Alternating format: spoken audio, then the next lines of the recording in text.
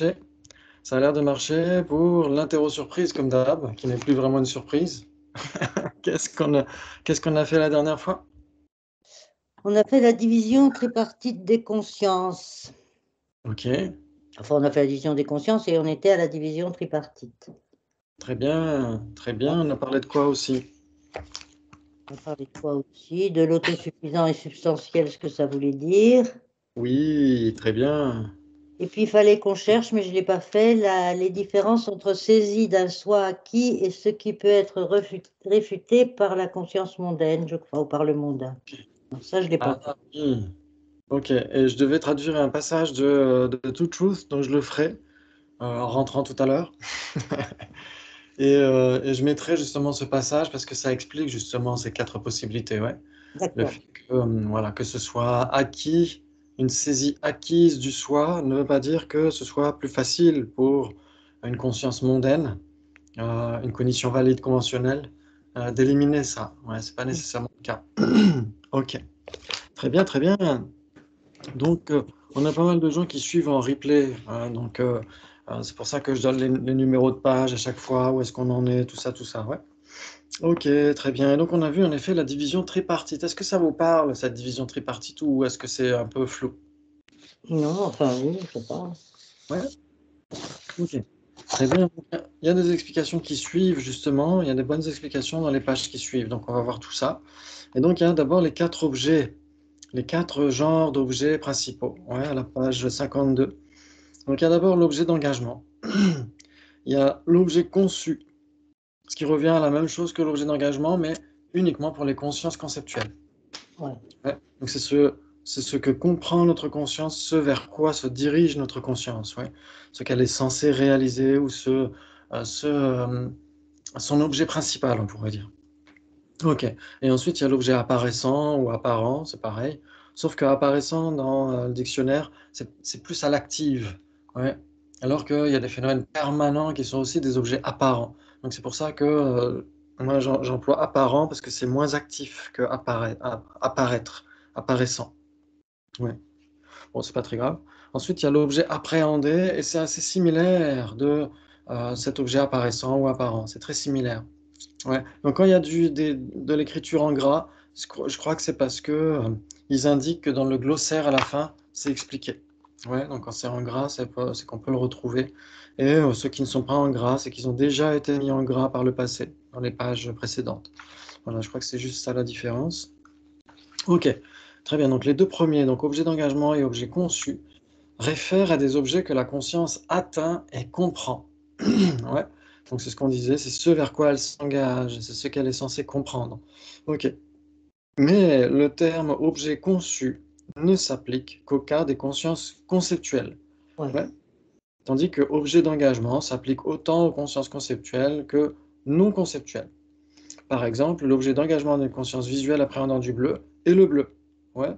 L'objet d'engagement ainsi que l'objet conçu d'une conscience conceptuelle pensant au bleu sont le bleu. Ouais, c'est tout simple. Ouais, l'objet conçu d'une conscience conceptuelle, c'est son objet d'engagement, tout simplement. Donc ça veut dire que pour une perception directe, il n'y a pas d'objet conçu. Oui. Ouais, il y a que des objets d'engagement, des objets apparents, etc. Très bien. Donc les deux autres genres d'objets, donc apparent ou apparaissant et appréhendé, réfèrent à l'objet tel qu'il apparaît à la conscience et n'est pas nécessairement ce qu'elle comprend.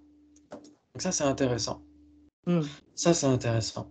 Ça veut dire que c'est là où on a c'est vraiment cette distinction très importante. Elle est d'autant plus flagrante quand on parle de la conscience conceptuelle. Ouais, parce que quand vous pensez à une table, qu'est-ce qui est l'objet apparent de votre conscience conceptuelle? L'image de la table. Oui, l'image de la table. Et quel est l'objet d'engagement de votre conscience conceptuelle? La table. La table, voilà, tout simplement. Donc c'est assez flagrant quand on parle de la conscience conceptuelle, et c'est moins flagrant quand on parle des perceptions directes. Donc on va voir justement la phrase d'après qui mérite d'être, comment dire, complétée, puisque l'objet en propre qui apparaît à la perception directe est ce qu'elle réalise, son objet apparaissant, son objet appréhendé, son objet d'engagement sont les mêmes. Donc là, ça pose question. Donc on va voir la suite. Pour une conscience visuelle appréhendant du bleu, les trois sont le bleu. Donc en effet, on va dire que il faut spécifier. Parce que justement ici, elle dit que ce sont les mêmes, mais à la page 54, juste après, en bas, elle va dire le contraire. Ouais, c'est le dernier passage de la page 55, même pas 54, 55, qui dit pour le système Sautrantika, toutes les qualités qui viennent à l'existence demeurent et périssent avec la chose, comme sa forme, sa couleur, son impermanence. Le fait d'être un phénomène produit, etc., apparaissent à toute C'est perception ça. directe qui appréhende cette chose. Ouais. Et bien qu'une perception directe ordinaire soit dans l'incapacité de les noter toutes, une perception yogique peut les voir et les établir. Donc ça veut dire quoi?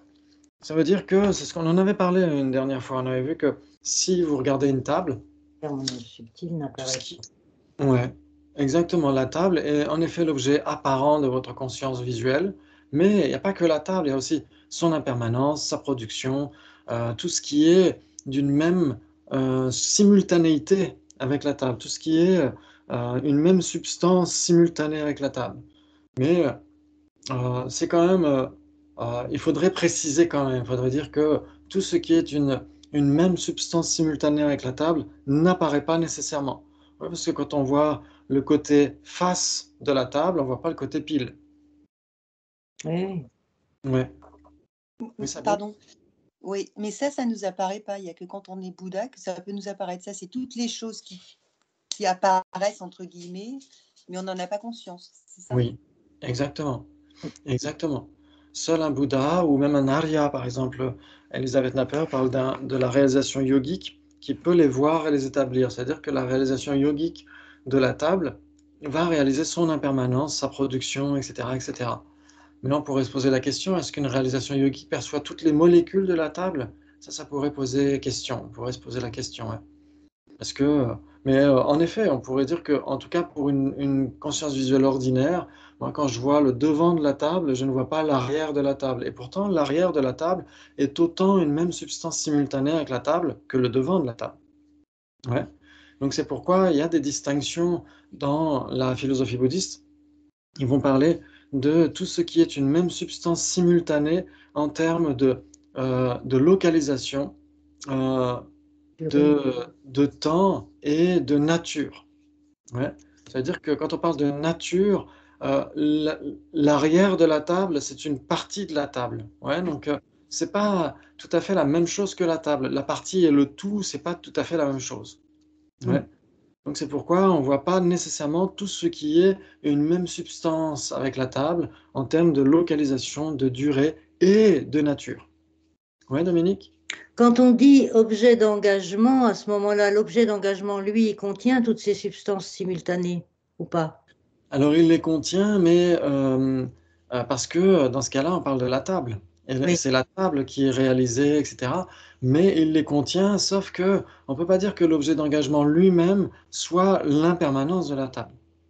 Voilà, mais Parce que est-ce que ça, l'objet d'engagement, c'est la table avec son impermanence subtile, sa vacuité, gna gna gna gna gna gna, ou est-ce que l'objet d'engagement, c'est la table qui est perçue? C'est ça qui est difficile. on dira qu'en effet, la table doit être impermanente, elle doit être produite, etc. Malgré tout, euh, l'impermanence de la table ne fait pas partie de l'objet d'engagement de la conscience visuelle qui appréhende la table. Il n'y a que la table qui est l'objet d'engagement. Oui, mais la table, Comme c'est si- tout ça. Ouais, oui, mais C'est en ça. effet, on dira que Il n'y a que euh, la forme, on va dire. oui, exactement, il n'y a que la forme, exactement la forme, la couleur. La Ouais, forme, la couleur, ce qui est perceptible par la vue. Finalement, exactement. les objets appréhendés par la vue. Oui, d'accord, Ouais. merci. Mais Mais ça par contre, si on pense à une table, euh, dans ce cas-là, comme c'est un concept, on voit aussi l'impermanence et tout. Et quand on médite, enfin, les yogis, quand ils méditent, ils voient tous ces facteurs aussi. Alors en effet, on C'est dira pas que clair. le yogi lui-même, s'il réalise directement la table, il va réaliser son impermanence, il va réaliser tout ce qui est une même simultanéité, tout ce qui est une même substance simultanée avec la table. Mais si on conceptualise la table, par contre, notre conscience conceptuelle ne va isoler que la table. Ouais, si on Mais, pense à... Ouais, pardon, par inférence, en réfléchissant à la table, enfin, on a le concept, mais on sait que derrière, bah, cette table, il y a aussi sa vacuité, il y a aussi un côté, enfin, on peut on peut élargir notre, j'allais dire, notre vision, enfin, Oui, agrandir cet tout à objet fait. apparaissant, en fait. Je sais pas comment dire, mais Oui, Oui, exactement. C'est le but de l'inférence. Ouais, c'est le but de l'inférence. On va ensuite inférer l'impermanence de la table. Ouais. Mais si, au moment où on infère l'impermanence de la table, on n'infère pas son non-soi. Et au moment où on infère son non-soi, on n'infère pas son impermanence. C'est ça qui est intéressant. C'est que toutes les consciences conceptuelles s'engagent par exclusion. Elles sélectionnent soit la table, parce qu'on pense qu'à la table, soit la couleur de la table, on va penser à la couleur rouge de la table, et donc on va isoler tout le reste. On va isoler, on va mettre de côté, on va exclure tout le reste. La conscience conceptuelle, elle s'engage par exclusion. Ouais, si on pense à une table, eh ben, on ne va pas penser à une table impermanente. Et si on pense au non-soi de la table, on ne pensera pas non plus à son impermanence. d'accord. La conscience conceptuelle, elle isole, en fait. C'est pourquoi elle est beaucoup plus pauvre, et c'est ce que va dire justement Elisabeth Naper dans la suite. Ouais. Donc ici, par rapport à ces objets d'engagement et objets apparents, on pourra dire que euh, si on dit la table, qui est l'objet apparent de la conscience visuelle, et la table, qui est l'objet d'engagement de la conscience visuelle, en effet, elles sont équivalentes. Ouais, parce qu'on circonscrit la table. Mais si on dit simplement objet d'engagement et objet apparent de la conscience visuelle, dans ce cas-là, ils ne sont pas nécessairement exactement la même chose, parce que l'objet apparent est beaucoup plus riche en termes d'information.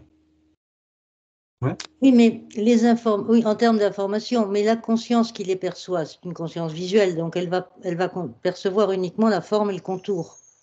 Oui, D'accord? Donc, la exactement. richesse des informations n'est pas destinée à cette conscience visuelle, puisque ça n'est pas Exactement. cette conscience visuelle. Oui. C'est pour ça que l'impermanence de la table, même si c'est dans la même substance que la table, ne sera pas l'objet d'engagement de la conscience visuelle. Parce Voilà. que si c'était le cas, il La suffirait, pour les Sautrantika, il suffirait de voir une table pour réaliser l'impermanence subtile de la table. Et là, on serait tous des arias. En fait, l'objet d'engagement, il est défini par la conscience qui l'appréhende, par les items de la conscience qui l'appréhende, même s'il contient d'autres informations. Exactement. Ça veut dire que là, c'est quand notre conscience visuelle réalise une conscience visuelle, sauf pour les Bouddhas, ne pourra jamais réaliser l'impermanence subtile de la table. Et un aveugle, ça va être la conscience tactile qui va Oui, réaliser la table, mais il va en réaliser ce que l'information tactile peut prendre. ouais. Voilà. Mais c'est ça. donc ça veut dire que toutes nos consciences sensorielles individuelles, c'est comme des filtres, c'est très limité, ça ne se enfin, ça ne se pointe que se focalise que sur un point, et tout le reste est exclu en fait, même si il existe pas. Oui, c'est ça. Oui. Alors Oui, en effet, on pourra dire que notre conscience visuelle ne réalise pas tout de ce qui est dans la nature de la table. Par voilà. exemple, notre conscience visuelle ne réalise pas les molécules. Ouais. Mm. Elle ne réalise pas l'odeur de la table, Oui, oui, oui. etc., etc. Et pourtant, ça fait partie de la nature de la table. Ouais. Donc c'est là où on voit que nos consciences sensorielles sont des champs très spécifiques Oui. et que en effet, il y a tout ce qui est, tout ce qui est d'une même... ce serait quand même assez difficile de dire est-ce que l'odeur de la table apparaît à la conscience visuelle? Là, ce serait compliqué de le dire. Ouais. Là, ce Alors, serait compliqué de le dire. Ouais. Et pourtant, c'est une même substance simultanée avec la table. On va dire c'est une même simultanéité avec la table, mais c'est pas la même substance que la table. Ouais, d'accord, c'est pour ça. Ok. Parce que la même substance, c'est quand ça apparaît à une même perception directe et ça n'apparaît pas séparément. Donc on dira que, en effet, pour la conscience visuelle, l'odeur de la table ne peut pas apparaître, ouais, parce que c'est pas une même substance simultanée. C'est une même simultanéité, mais pas une même substance simultanée. Ok. Donc en effet, euh, on pourra dire que la table, tout ce qui est une même substance simultanée, apparaît à la conscience visuelle. Ok. Donc c'est-à-dire que même l'impermanence de la table apparaît à la conscience visuelle, mais n'est pas réalisée par la conscience visuelle. Et donc c'est pourquoi l'impermanence de la table n'est pas l'objet d'engagement de la conscience visuelle. Il n'y a que la table qui soit l'objet d'engagement de la conscience visuelle. Et même pour certains, si on a une lecture très littérale de Acharya Dharmakirti, ils vont dire il n'y a que la couleur et le contour de la table qui sont réalisés par la conscience visuelle. Forcément, puisqu'elle ne peut pas réaliser autre chose, la conscience visuelle, que couleur et contour. Ouais. Elle peut pas. Certains diront que, ouais. Donc, je vois. Certains diront que on peut réaliser visuellement une table. Certains vont dire non, on ne réalise que la couleur et le contour de la table. Bah, je vois Ouais. pas. Puisque la conscience visuelle, c'est pour couleur et contour, c'est pas pour autre chose. Oui, mais ça, c'est la première lecture littérale d'Acharya Dharmakirti. Mais après, si on prend la lecture plus, comment dire, plus gelugpa de ce que va dire Acharya Dharmakirti, on va dire qu'une conscience visuelle peut en effet voir une table. Il y a des débats là-dessus. Il y en a qui vont dire une conscience visuelle voit une table, mais ne réalise pas une table. C'est ce que dira Geshe Gensen, par exemple. Bah oui, tout à fait. Ouais, Parce qu'elle réalise la forme et le contour, elle ne réalise pas ouais, l'entièreté des informations. ouais, exactement. Mais Acharya Dharmakirti dit qu'on peut entraîner nos consciences sensorielles. Ça veut dire que au bout d'un moment, la conscience visuelle peut réaliser chaud et brûlant. Elle peut s'entraîner à comprendre chaud et brûlant. Mais ça, c'est assez chaud et brûlant, c'est la définition du feu. Ouais, ça Ouais. veut dire que quand on voit du feu, tout de suite, hop, on sait que c'est chaud et brûlant. C'est-à-dire que notre conscience visuelle n'a plus besoin du support de la conscience conceptuelle, etc., du souvenir. Elle peut automatiquement certifier chaud et brûlant. Donc ça pose question parce que normalement, il n'y a que la conscience tactile qui peut réaliser chaud et brûlant. Non, non, Qui peut c'est vrai que réaliser ça du feu. n'a jamais réalisé tout ça, tu vois. Ouais. Ouais. Parce que Réaliser. ouais. Si on se dit que, par exemple, le feu et sa couleur sont une même substance, quand on réalise la couleur du feu, est-ce qu'on ne réalise pas du feu? Donc on réalise la couleur du feu sans réaliser le feu, visuellement. Ça pose question, ouais. Si la couleur du feu et le feu sont une même substance, c'est-à-dire que quand on étudie les débats au début, quand on étudie les compendiums de thèmes, quand on voit une table, on voit une chose. Ouais. Et Oui, pourtant, chose, c'est beaucoup plus vaste que table. Table, c'est une instance de chose, ouais. C'est une instance d'existant, une instance de non-soi, etc. Donc quand on voit une table, on voit un non-soi, on voit un existant, etc. C'est pourquoi la conscience visuelle n'est pas capable de les séparer. Ouais. Et donc la conscience visuelle n'est pas capable de séparer le feu de la couleur du feu. Donc si elle n'est pas capable de la séparer, est-ce que ça veut dire qu'elle réalise le feu? Ça pose question, parce que normalement, il n'y a que la conscience tactile qui peut réaliser du feu, qui peut réaliser chaud et brûlant. La conscience visuelle n'est pas capable de le faire. Ouais, sauf si on se prend une étincelle dans l'œil. d'ailleurs, il y a des faux feux qui ressemblent à des vrais feux et qu'on peut prendre pour des vrais feux et on se trompe. Si on prend un faux feu, tu sais, ces faux feux là, affreux là, de décoration, on peut Ouais. on peut dire, on peut penser que c'est un vrai feu visuellement. Donc Oui. on peut se tromper. Donc c'est Ah, bien on la peut se tromper, tout à tactile fait. qui le réalise. C'est bien la On peut en effet se tromper. pensée le réaliser Ouais. vraiment. Oui, Mais c'est le combustible qui brûle. oui, Voilà, parce oui. que Oui, mais le combustible, il produit du feu, il produit des flammes qui sont chaudes et brûlantes. oui, oui, c'est les flammes, mais comment je veux dire, il y a une divinité, il y a quelque chose comme ça, la divinité. Euh, je ne sais plus, parce qu'il y avait la définition de chaud et feu. Et donc, il y avait bon, ce qui brûle, c'est le combustible. Et Oui, puis, définition. il y avait autre C'est- chose, mais je ne me rappelle plus. Il faudrait que je recherche. Ok. Parce que je l'avais noté et puis je ne le trouve plus. Tu veux dire la définition et le définiendum? Non? C'est peut-être ça, je ne sais pas. Ok. Ok. Donc en effet, ça pose question parce que si par exemple vous regardez au loin, vous regardez un lac et vous dites tiens, c'est magnifique ce lac et les couleurs un peu verdâtres, etc. ou couleur turquoise, etc. Donc est-ce que votre conscience visuelle voit de l'eau? Hum. Non, on ne peut pas voir de l'eau. Donc on ne Euh, sait pas si si notre verre est rempli d'eau ou pas, rien qu'en le voyant. Tu vois une couleur quand tu vois là, quand tu viens de dire ce que tu viens de dire, verdâtre, etc. Tu vois une couleur. Une couleur Oui. et une forme. Tu sais que c'est de l'eau, mais tu vois une couleur. Et en plus, le lac, là, le lac Léman, ben, en fonction de, comme la mer, hein, en fonction des nuages, etc., ce sera pas la même couleur, mais tu vois pas l'eau. Elle est transparente.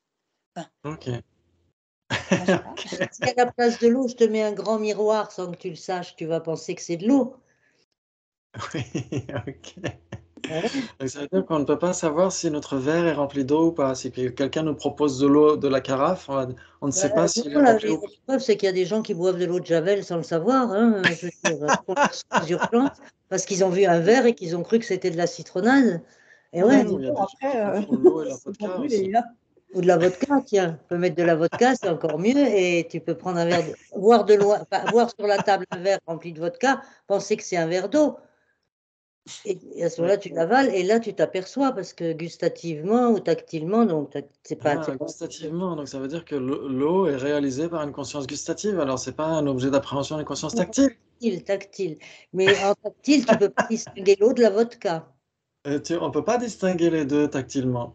Si on met Non? le doigt dans le verre d'eau, dans le verre d'eau de Javel, notre doigt n'est pas capable de distinguer. Pourtant, on dit que l'eau, c'est un objet d'appréhension de la conscience tactile. Alors on dit des bêtises. Si on met un doigt dans un verre de vodka et un doigt dans un verre d'eau, je te défie, à part de mettre ton nez pour sentir, de savoir quelle est l'eau. Exactement, tout à fait. Donc ça veut dire que notre conscience tactile peut se tromper aussi, tout simplement. Tout simplement. Exactement comme notre conscience visuelle peut se tromper. On peut avoir l'impression de voir un lac alors qu'on voit un mirage, etc. Mais il n'empêche que la couleur de l'eau est quand même l'objet d'appréhension d'une conscience visuelle, non? La couleur, oui, mais l'eau elle-même, haha. Et quand on réalise la couleur d'un objet, on ne réalise pas cet objet? On en réalise la forme, mais la forme de l'eau, elle est déterminée par le contenant. Ouais. Non, c'est pas si simple, je trouve, hein. Oui, oui, tout à fait. C'est pour ça qu'il y a beaucoup de débats sur ces questions-là. Énormément. Énormément. C'est intéressant. C'est intéressant. Donc il y a un point qui est fait par Geshe-Dreyfus, qui est rapporté par Anne Klein dans Knowledge and Liberation. Justement, elle pose cette question-là. Elle dit, en effet, de loin, on peut voir un lac. Tout le monde est d'accord pour dire, bah, je vois un lac. On peut même le prendre en photo, le lac. Ouais. Donc ça veut dire qu'il y a bien quelque chose qui est renvoyé par ce lac.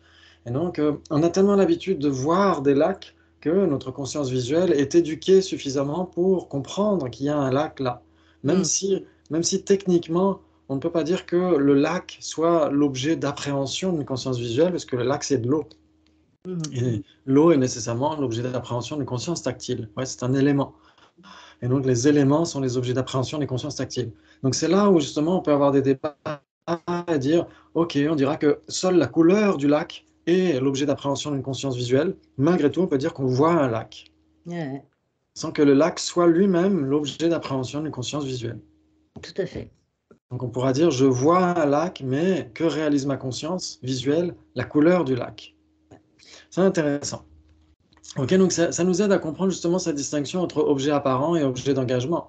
C'est-à-dire qu'en effet, pour la table, l'impermanence de la table apparaît à notre conscience visuelle, mais ce ne sera jamais réalisé par une conscience visuelle. L'impermanence subtile, c'est ce qui est réalisé par une réalisation yogique. Ouais, donc c'est une conscience mentale qui Mhm. réalise cela. Donc très bien, donc ça veut dire qu'en effet, l'objet apparent est beaucoup plus riche. Ouais. Et donc c'est pourquoi ils sont pas tout à fait les mêmes quand on voit cette page 53 où elle dit puisque l'objet en propre qui apparaît à la perception directe et ce qu'elle réalise, son objet apparaissant, son objet appréhendé, son objet d'engagement sont les mêmes. Bah, pas tout à fait. Ben non. Pas tout à fait. Si on dit le bleu qui est l'objet appréhendé, le bleu qui est l'objet apparent, le bleu qui est l'objet d'engagement d'une conscience visuelle, ok, dans ce cas-là, ils sont équivalents, tout à fait. Là, ça irait tout à fait. Donc, il faut reformuler, en fait, d'une certaine manière, ou mettre une petite note. Ok. Pour une conscience conceptuelle, là, c'est beaucoup plus flagrant, en effet. Pour une conscience conceptuelle, par contre, bien que l'objet d'engagement et l'objet conçu soit l'objet, il manque un subjonctif, soit l'objet en propre que comprend la conscience, à savoir le bleu pour une pensée appréhendant du bleu, l'objet apparaissant et l'objet appréhendé sont la seule image du bleu, appelée une généralité de sens. Ouais, nous on l'appelle comme ça, généralité de sens. Ok, donc c'est ça l'image. C'est ça l'objet apparent, l'objet appréhendé. Mais l'objet d'engagement, c'est bien le bleu. Ouais, c'est le bleu lui-même. Ok, c'est Mais, intéressant ça. mais C'est même pour intéressant. la perception directe ne voit pas la longueur d'onde de cette couleur. Elle ne la voit pas. Elle ne la réalise pas, je veux dire, même si, tu vois, je veux dire, il y a quand même une différence entre, et ça, je ne l'avais jamais perçu, il y a quand même une grande différence entre l'objet d'engagement et l'objet apparent de la conscience visuelle. Oui. Est-ce que le bleu serait autre chose qu'une longueur d'onde? Je ne sais pas, non, le bleu, c'est des photons avec une longueur d'onde, etc. Enfin, Oui. et tout ça, elle ne le voit pas. Alors en fait, notre conscience visuelle ne va pas réaliser longueur d'onde, Voilà. mais elle va réaliser la longueur d'onde qui est le bleu, non? Ouais. Parce que longueur d'onde, c'est une description scientifique, on va dire, du bleu. Ouais, on pourrait dire, par exemple, euh, oui, on pourrait dire, c'est une définition scientifique du bleu. Mais c'est ça qui est intéressant, c'est que quand on réalise un objet, on réalise sa définition aussi. Mhm. Ça, c'est intéressant. Quand on réalise du feu tactilement, on réalise chaud et brûlant. Oui, oui, c'est ça. Voilà, oui, voilà, je voulais justement en parler. Donc, oui, la définition du feu, c'est les choses produites qui est en dépendance d'un combustible. Chaud et brûlant, c'est quand une définition, on prend l'entité et la fonction chaud. La Ouais, fonction chaud, c'est l'entité, et brûlant, c'est la fonction, c'est la fonction. oui, exactement. Et si on cherche quelque chose comme la table, on la trouve dans toutes ces parties, l'assemblage. Oui, d'accord. Oui, oui, exactement. Après, la définition du feu pour la science physique, ça va être l'oxydation de radicaux libres.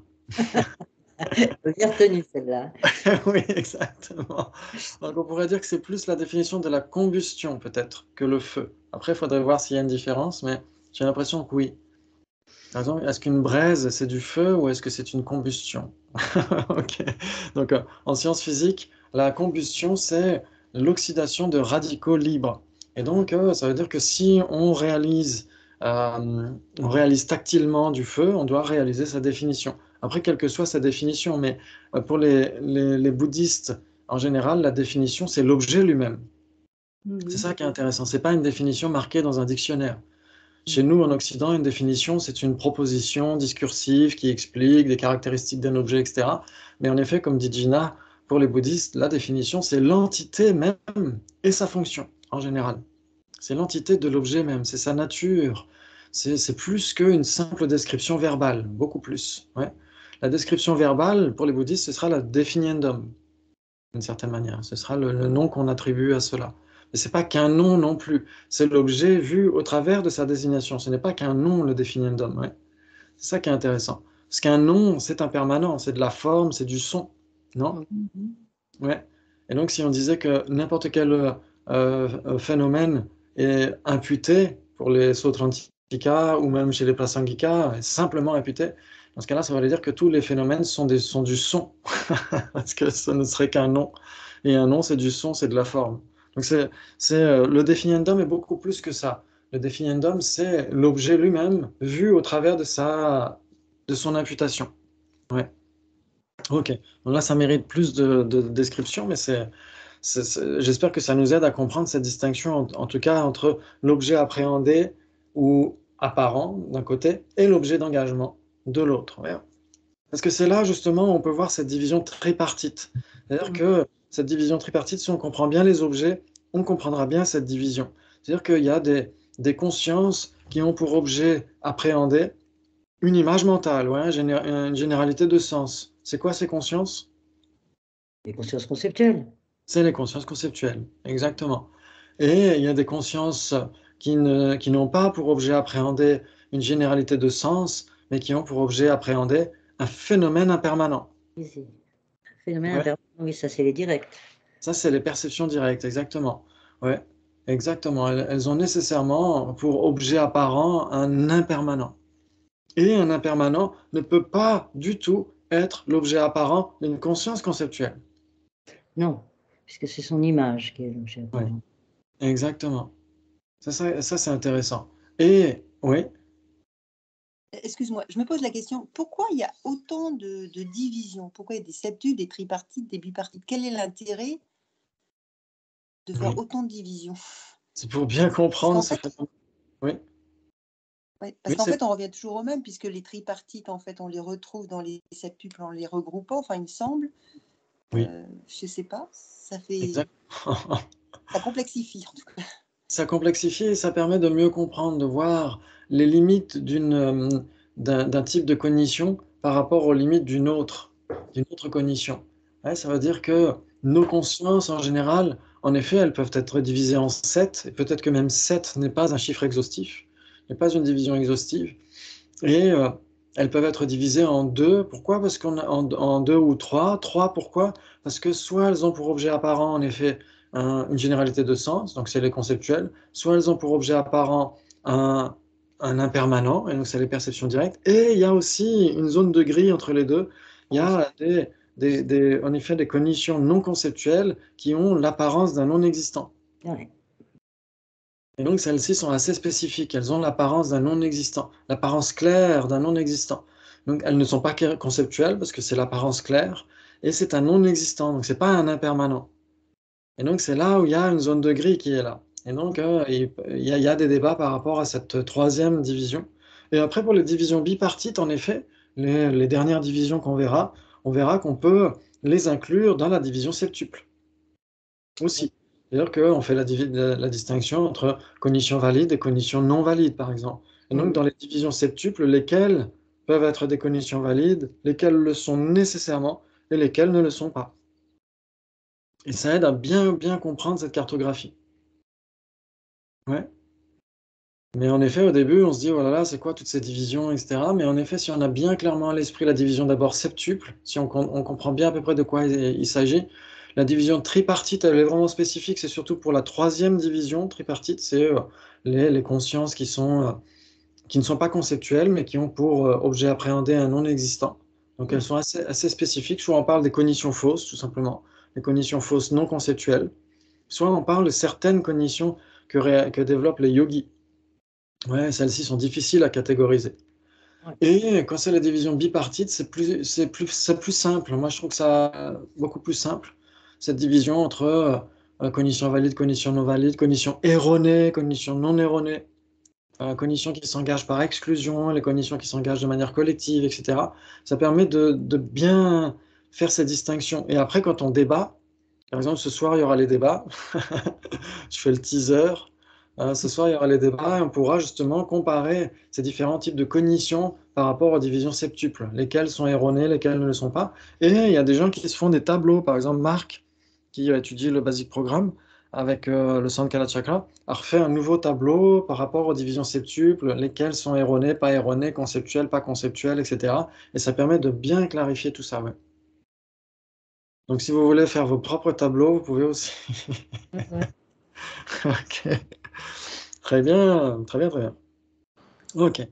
Donc cette division tripartite, justement, elle va bien expliquer Elisabeth Napper. Cette division tripartite s'attache donc aux différences entre les objets apparaissants ou appréhendés des divers genres de cognition. Toute conscience conceptuelle a nécessairement pour objet apparent une généralité de sens. Une généralité de sens est un phénomène permanent, car il ne se désintègre pas moment par moment, comme le font les objets impermanents. Ok. C'est aussi un phénomène négatif, une image qui est la simple élimination de tout ce que cet objet n'est pas. Ok. Ok. Est-ce que ça vous parle? Oui. Ok. Ok.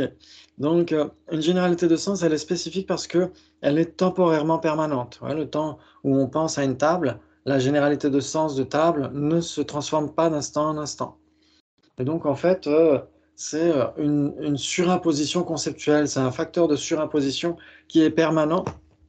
Pourquoi? Parce que ça, c'est la parcimonie ontologique de Acharya Dharmakirti, parce qu'il débattait avec les tenants de l'école Nyaya en particulier, à l'époque en Inde.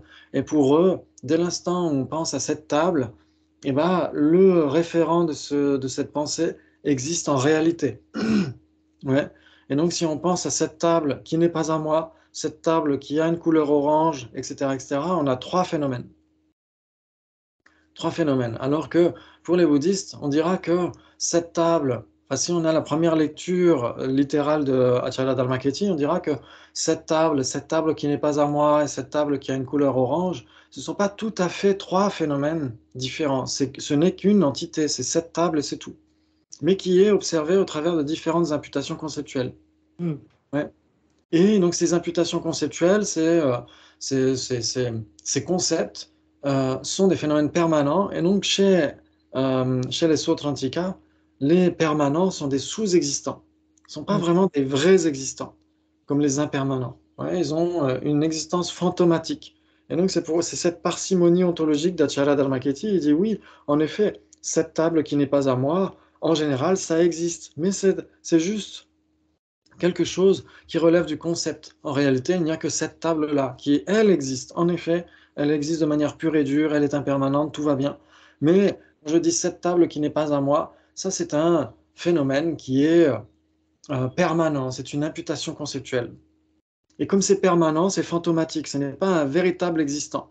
Et donc il déblaye par rapport aux Neyayika.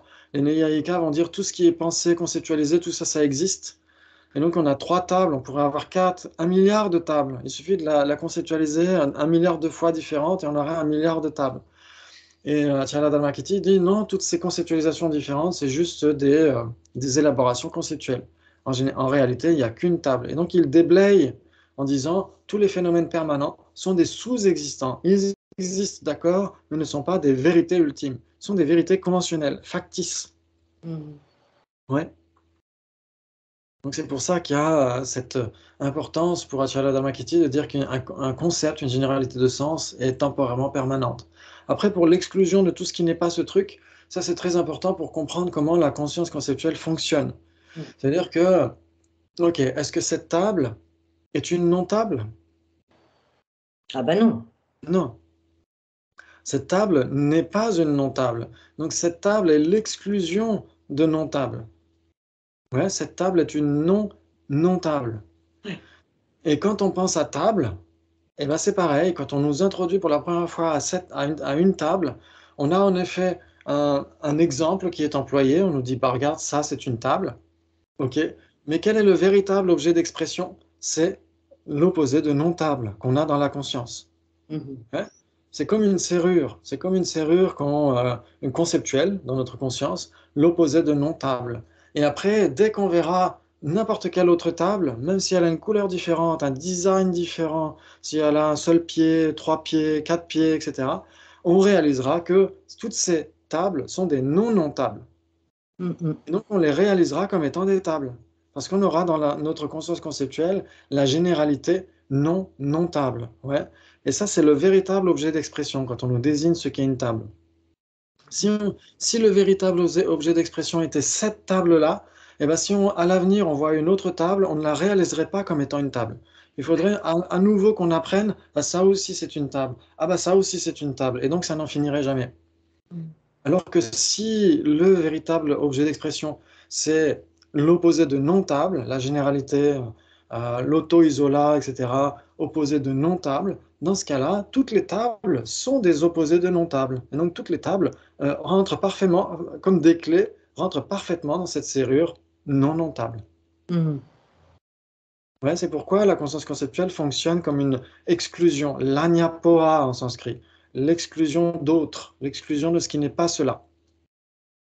Ouais. Alors que si c'était une affirmation, si c'était à l'affirmative, il faudrait qu'on ait dans l'esprit une image de cette table, uniquement cette table qu'on nous a présentée. Et bien sûr que toutes les autres tables sont très différentes. Il y en a même qui sont extrêmement différentes. Il y a des tables qui sont très modernes, etc. D'autres qui sont très anciennes. Il y a des tables de jardin, etc. Et donc, elles ne correspondraient pas à cette image de table qu'on a. Parce que cette image de table qu'on aurait, ce serait uniquement cette première table qu'on nous a présentée. Et là, ça ne pourrait pas fonctionner. Alors que si c'est à la négative, à ce moment-là, ça fonctionne. Toutes les tables sont les exclusions de ce qui n'est pas une table. Ouais. Wow, ça c'est magnifique. Ça c'est magnifique. Et donc c'est pourquoi on étudie beaucoup les isolats en philosophie bouddhiste, Parce que l'isolat, c'est ça aussi, c'est l'isolat conceptuel. On isole tout le reste. Par exemple, quand on pense à l'isolat de table, qu'est-ce qui est dans tout l'univers l'isolat de table? Juste table, exactement. Mais les illustrations isolats, ou les isolats illustrants, comme on pourrait les traduire, l'illustration de, de l'isolat de table, ce n'est pas du tout la même chose que l'isolat de table. C'est même contradictoire avec l'isolat de table. Donc c'est là où ça nous apprend à voir que notre conscience conceptuelle isole parfaitement et comment dire, un petit peu comme comment ça s'appelle? À chaque fois, j'oublie le nom de ce truc-là. C'est comme un spot qui est sur la scène, qui suit l'acteur. Il y a un acteur qui est isolé par le rayon lumineux. Je ne sais plus comment ça s'appelle. Enfin bref. C'est comme si vous aviez une lampe torche. Cette lampe C'est une torche. poursuite. Ah, voilà, merci. C'est pas une Super. poursuite. Voilà, la poursuite. Ouais, à un moment donné, pendant le spectacle, il y a l'un des acteurs qui fait son solo, et donc la lumière s'éteint, et il n'y a que la poursuite qui isole cet acteur-là, au détriment de tout le reste. Et bien, notre conscience conceptuelle, elle fait comme ça, elle isole tout le reste. Ouais. Elle éclaire un objet, et c'est tout. Ou une caractéristique de l'objet, et c'est tout. Ouais. Et donc, la seule façon de reconnaître conceptuellement tous les objets, eh ben, c'est de passer par la négative, puisque tous les objets, du point de vue de leur négation, de l'exclusion de tout ce qui n'est pas eux, dans ce cas-là, ça fonctionne. Toutes les tables sont l'exclusion des non-tables, sont des non-non-tables. Et là, ça permet justement d'élaguer toutes les caractéristiques, parce que si on disait table rouge, si on avait à la conscience conceptuelle l'isolat table rouge, et pas forcément, une table de jardin, une table bleue, etc., ne pourrait pas être comprise comme étant une table. Mhm. Ouais. Waouh, magnifique. Ok, ça c'est super. Là, c'était un gros morceau, c'est très important de l'aborder. Ouais. Ok, très bien.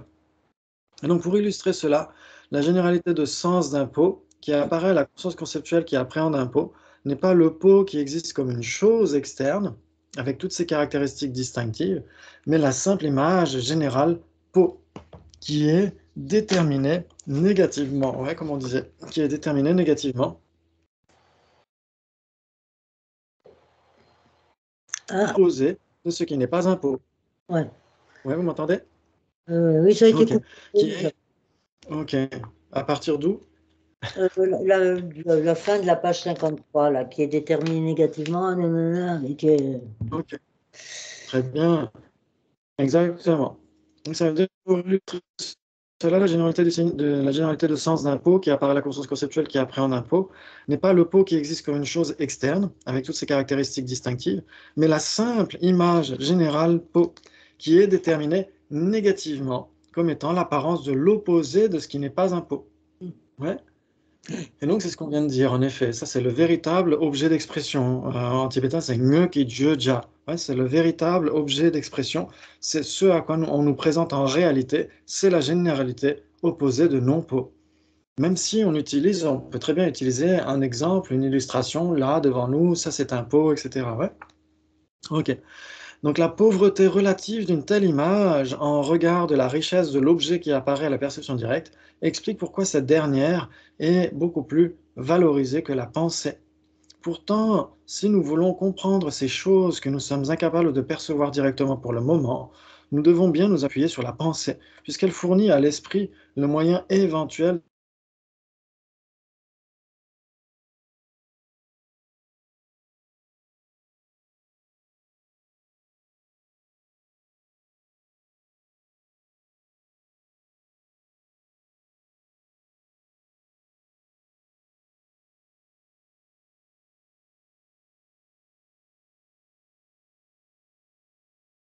tout ça échappe à nos sens. Ouais.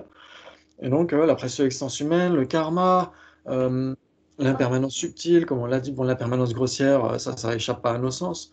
Mais après, il y a l'altruisme, pourquoi tous les êtres ont soif d'amour, de bienveillance, de compassion, etc., etc. Donc tout ça, ça échappe à nos sens. La plupart du temps, on est vraiment dans une approche extrêmement limitée des choses. Même si nos sens ont pour objet apparent quelque chose de très riche, malgré tout, ils ne réalisent pas tout ça. Ouais. Et donc, c'est pourquoi on a besoin du support de la conscience conceptuelle. Donc, c'est pourquoi la pensée, comme moyen d'accès au but, est reconnue et valorisée dans ce système, même si la nécessité de la transcender par la perception directe est incontournable. Ouais, ça veut dire que la pensée, souvent, on s'interroge sur le besoin d'analyser pourquoi l'exclusion de tout ce qui n'est pas ça, etc. Parce que on a l'impression que, en effet, le but ultime, c'est la perception directe. Donc pourquoi se prendre le chou à conceptualiser s'il faut aboutir à une perception directe? Ouais. Et donc c'est ce qu'on disait l'autre jour. On disait que une conscience conceptuelle peut très bien être la cause d'une conscience non conceptuelle. Ouais. Une conscience conceptuelle peut être la cause, peut engendrer une conscience non conceptuelle, peut engendrer une cognition yogique, une perception directe yogique. Ouais. Exactement comme un être ordinaire peut être la cause d'un Bouddha. Et donc ça veut dire qu'il y a une discordance du point de vue d'un aspect de ces deux causes et leurs effets. Mais malgré tout, c'est quand même impossible. On peut générer une perception directe à partir d'une conscience conceptuelle. Ouais. Et donc la conscience conceptuelle permet de certifier beaucoup d'objets qui ne sont pas directement perçus. Ouais, comme on l'a dit, l'impermanence subtile, le non-soi, tout ça, les points du lamrim, etc. Mais bien sûr qu'au bout d'un moment, il faut arriver à une perception directe, une réalisation yogique, qui n'a plus besoin du support de la réflexion, etc., etc., qui n'est plus directement dépendant de cela. Ouais, ça vous parle? Oui. Ouais, super. Très bien. Et donc c'est pourquoi certains vont dire, bien sûr, il faut faire le contraire, il faut mettre la charrue avant les bœufs, puisque l'objectif c'est d'avoir une perception directe, et ben, il faut rester dans le règne de la perception directe. Ouais. Donc il y a beaucoup de gens qui pensent que la méditation s'arrête à la pleine conscience, par exemple, où il faut surtout pas analyser, etc., etc. Et ça, c'est une erreur totale du point de vue bouddhiste. Ouais, il faut analyser, il faut employer la conscience conceptuelle pour arriver à la transcender au bout d'un moment. Ouais. Ok, très bien. Et il nous reste encore du temps. Waouh! De nombreux auteurs occidentaux ont fait l'erreur d'estimer que la pensée, ne pouvant appréhender directement les objets externes et devant les réaliser au moyen d'une image, n'entretient aucune relation avec ceux-ci. Cette erreur d'interprétation vient d'un défaut de prise en compte des deux types d'objets de la pensée. Car s'il est vrai que ce qui apparaît à la pensée, l'apparence de l'élimination de ce qui n'est pas un pot, par exemple, n'est pas l'objet lui-même, mais une simple image, l'objet conçu ou déterminé, lui, en tant que ce qui est compris par la pensée, est bien l'objet en propre. Mm. Ouais, ça veut dire que, en effet, l'objet apparent, c'est bien, quand on pense à une table, l'objet apparent, c'est une image de table, c'est l'opposé de non-table, etc. En effet. Mais l'objet d'engagement ou l'objet conçu, c'est bien cette table. Donc notre conscience conceptuelle a bien un ancrage dans la réalité, et même dans la réalité impermanente. Mm. Ouais, ça c'est très important, c'est ce que disait Acharya Dharmakirti, il est considéré comme le roi des logiciens dans la tradition bouddhiste. Ouais. Mais lui-même disait qu'une inférence, pour être correcte, doit reposer sur de la perception directe valide. Ouais. Ça veut dire que si on veut inférer l'impermanence du son, il faut avoir une réalisation directe de ce qu'est le son. Il faut avoir une réalisation directe de ce que veut dire produit, etc., etc. Ouais, ouais, ça vous parle? Oui, oui. Ok. Et donc, c'est à partir d'un constat, d'une réalisation directe de la réalité impermanente, etc., qu'on peut faire des inférences, qu'on peut déduire logiquement et correctement ce qui n'est pas certifié directement par notre conscience directe. Ouais. Et donc, Acharya Dharmakirti, tous les grands épistémologues bouddhistes vont dire, en effet, l'inférence, la pensée, etc., doit suivre une perception directe. D'ailleurs, quand on dit euh, inférence en tibétain, Jesuparva, ouais, Jesuparva, Jesuparva Tsema, ouais, la cognition inférentielle, cognition valide inférentielle, Jesuparva, ça veut dire qui suit. Qui Mhm. suit quoi? Qui suit une perception directe valide. Ouais. C'est-à-dire qu'on ne peut pas simplement faire une inférence brute comme ça sans avoir d'abord une perception directe valide d'un objet. On fait toujours une inférence par rapport à quelque chose qu'on aura vu, entendu, perçu, etc., non? Oui, oui. Excuse-moi, mais pour le karma, par exemple, tu vas Oui, bien faire une inférence par. Tu ne le perçois pas. Non, mais attends. On ne le perçoit pas. Mais qu'est-ce qu'on perçoit dans la réalité quand on fait du jardinage? La causalité, ouais. Donc, en dépendance de la perception de la causalité, on peut certifier des lois causales. On peut dire qu'on ne peut pas avoir un effet sans cause, par exemple. Ça, c'est impossible. On ne peut pas avoir d'effet sans cause. Ouais. Et on ne peut pas avoir d'effets qui naissent de causes discordantes. Ouais. Tout à l'heure, on a dit, en effet, la conscience conceptuelle peut engendrer une perception directe. La conscience conceptuelle et la perception directe ne sont pas discordantes dans tous leurs aspects. Ouais. En effet, l'une est conceptuelle, l'autre est non conceptuelle. Elles sont discordantes de ce point de vue-là. Mais du point de vue du fait d'être toutes les deux des consciences, dans ce cas-là, elles ne sont pas discordantes. Ouais. Par contre, on ne peut pas dire que un impermanent puisse produire un permanent, etc. On ne peut pas dire que un grain de riz puisse produire un tilleul, etc., etc. Ouais, ça, c'est impossible. Donc il faut non seulement qu'un effet naisse de causes, mais que ces causes soient concordantes, et en plus de plusieurs causes. Il y a toujours des causes et des conditions, plusieurs causes et conditions. Ouais. Donc pour le karma, on se dira, pour les aspects généraux du karma, on peut quand même l'inférer. On peut quand même dire, ok, qu'est-ce qui m'arrive? Il m'arrive ceci. Ok, est-ce que ces causes qui ont engendré cet effet, est-ce que ces causes appartiennent à quelqu'un qui déciderait pour moi, un Dieu créateur, etc., etc., ou pas? Et donc, dans ce cas-là, on va essayer de vérifier. Si ce sont des causes extérieures à moi, de quelle nature sont ces causes? Si c'est un Dieu créateur, de quelle nature est-il? Est-ce que il est permanent? Est-ce qu'il a toujours été là? Est-ce qu'il est toute bonté? Etc., etc. Et donc, il y a beaucoup de raisonnements dans les textes qui réfuteraient la possibilité d'une cause créatrice unique. Ouais. Et d'autant plus si cette cause créatrice unique était permanente, en plus, si elle était permanente, etc. Ouais. Et même Shantideva va dire que si c'est un Dieu créateur qui qui désire créer cette situation chez moi, etc., est-ce qu'il dépend de son désir ou pas? S'il dépend de son désir, c'est pas un absolu, puisqu'il dépend. Ouais. Et s'il ne dépend pas de son désir, à ce moment-là, Non. à ce moment-là, lui-même ne dépend de rien, et donc s'il ne dépend de rien, comment est-ce qu'il pourrait être la cause de quelque chose s'il est permanent? Ouais, comment est-ce que ce qui est permanent peut être la cause de ce qui est impermanent, etc., etc. Donc on dira, ok, il n'y a pas de Dieu créateur, il n'y a pas de cause créatrice unique, etc. Et donc les causes sont internes, sont en moi. Et donc, qu'est-ce qui fait que certaines causes engendrent certains effets et pas d'autres? Et bien justement, c'est les lois causales. Et donc on dira que c'est en dépendance de certaines causes qu'on a produites par le passé, qu'on éprouve certains effets actuellement, etc., etc. Mais là aussi, il faut inférer la possibilité d'un tel passé, ouais, de la continuité de la conscience. Ouais. Quand Acharya Dharmakirti dit Nam Shemin Vanam Shekin Nyalamin Pechi Yandru, il dit il est aussi établi que ce qui n'est pas de la conscience ne peut pas être la cause substantielle de la conscience. C'est-à-dire que là, c'est une inférence qui mérite une réalisation directe de ce qu'est l'esprit. Ouais. Et donc d'observer à la première personne la nature de la conscience mentale. Et sur la base de cette perception directe valide, d'en inférer la continuité. Et donc si on infère la possibilité de la continuité de la conscience, on peut en effet accepter la loi du karma qui se déroule sur plusieurs existences, etc., etc. Mais après, pour les rouages très subtils du karma, là, dans ce cas-là, ça échappe à nos sens, ça échappe à notre inférence basée sur le pouvoir des faits. C'est une inférence fondée sur la conviction par rapport aux Écritures. Ouais. Waouh, bravo, bravo! Ouh là là, c'est super. C'est super.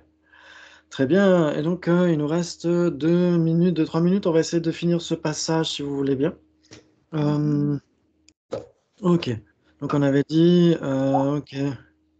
L'objet conçu nous permet d'appréhender un pot et non quoi que ce soit d'autre. Voilà, et rien d'autre, comme une maison. La nature négative de l'image élimine tout le reste. Ah, ça vient est parti. La nature négative de l'image élimine tout le reste et ne laisse, en tant que ce qui doit être réalisé, que le pot. Ouais, ça veut dire qu'on exclut tout ce qui n'est pas pot. Et donc, qu'est-ce qui reste quand on a exclu pince-mi et pince-moi? Qu'est-ce qui reste? C'est rien. Il reste la barque. Ok. On comprend alors pourquoi la pensée permet d'établir son objet de façon indubitable. Et donc ensuite, on verra qu'il y a une mention dans la note qui parle d'une boulangerie. Ouais, une boulangerie. Et donc, on peut en effet inférer la présence d'une boulangerie en dépendance de quelqu'un qui nous indique la route, première à droite, deuxième à gauche, etc. Bon, de nos jours, on a tous des GPS, etc. Mais en effet, le GPS pourrait très bien représenter la conscience conceptuelle. Et ensuite, grâce au GPS, vous voyez la boulangerie en vrai. Avant, vous ne voyiez qu'une photo, et maintenant, vous la voyez en vrai. Et donc, c'est un petit peu comme ça qu'on pourrait illustrer le fonctionnement de la conscience mentale. Et la conscience intellectuelle, en particulier la conscience conceptuelle, ouais. Et la fois prochaine, on verra les phénomènes spécifiquement caractérisés. Ça, c'est très, très important pour le saut Trantika. Donc, on essaiera de passer un petit peu de temps là-dessus. Ouais, puis je vous traduirai ce passage de To Truth qui parle de ces conceptions du soi, inné, acquises, etc. Ouais. Ouais. Merci beaucoup. C'était un vrai plaisir de vous retrouver. Et pour les personnes qui le veulent, il y a les débats ce soir. Ouais, sur l'Auric. Merci, c'était un vrai plaisir. Voilà, Merci. merci. Allez, Merci, prenez soin au de vous. revoir. Allez, tout le Bonne monde. journée. Ciao.